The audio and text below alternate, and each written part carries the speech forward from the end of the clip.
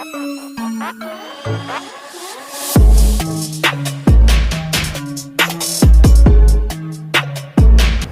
shiny. What's up, everybody? Right now we are actually headed to Tampa. We're going to look at a couple boats at Hulu Bay, and then we're off to the Crevalle from a couple episodes ago. Alright, so we made it out to the marina, but look at that. That's a pretty bad storm, so I'm gonna go run inside and see if I get the boats down. Maybe we can work on them inside. Oh, we almost beat the rain here. Lucky, that's not my boat. That's actually one of our boats, just like that Regal right there. But our boat is in the building. Right there. So this is a brand new 326 Pursuit. Actually, I only have a couple things in the front of the boat to do here, so let me show you what's going on. Alright, so if we walk up front here, our table base, it's a mount for our table for up front, is loose. So we're going to pull this off, reseal it, put it back together, should be fine. And up here, our anchor looks like it got caught on something. That is no good. We have some brand new stuff right here. So you know what that means. It's time to roll that sweet footage.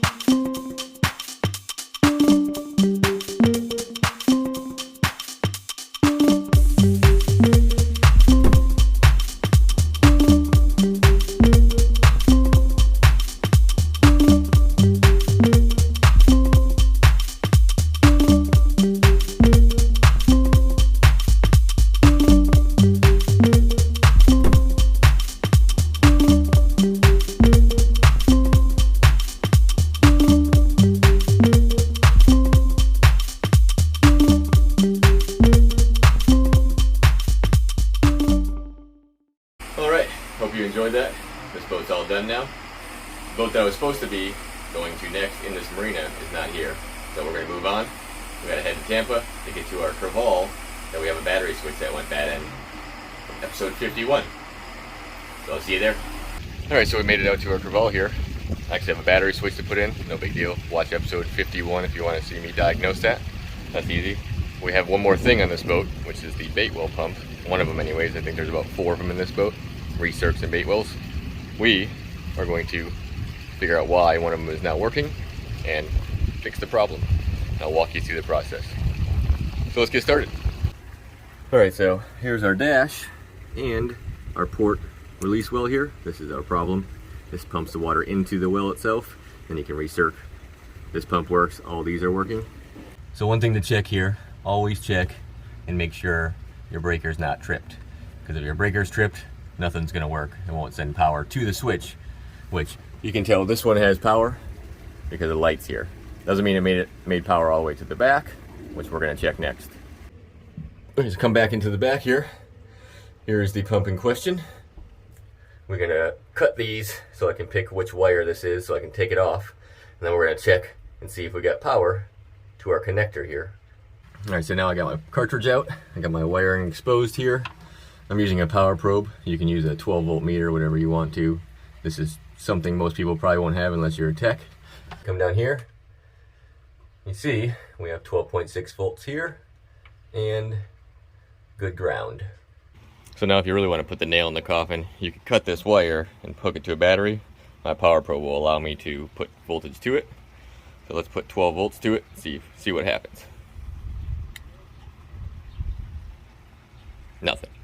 Alright, so that means our pump is bad here. So let me show you how I wire this to protect it from the elements. Alright, so here's our old pump, here's our new pump.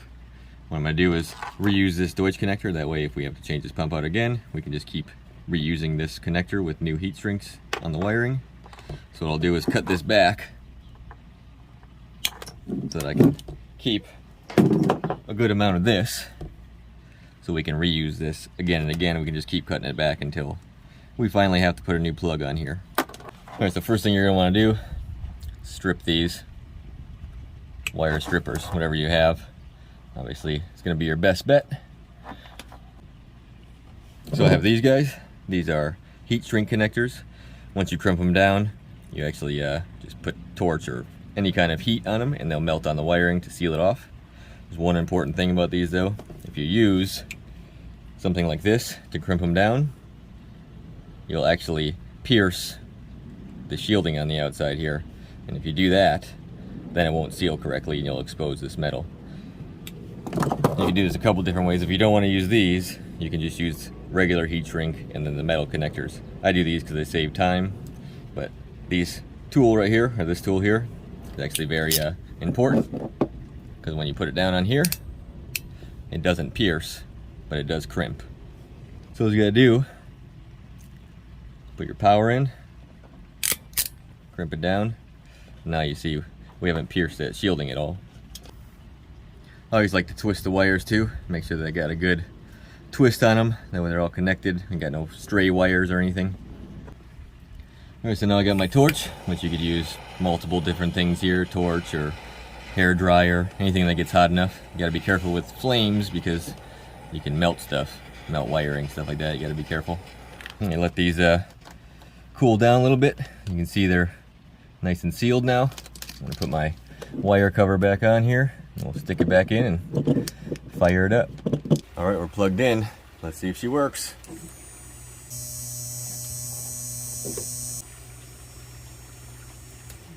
Alright, our pump is working. A couple things to note here.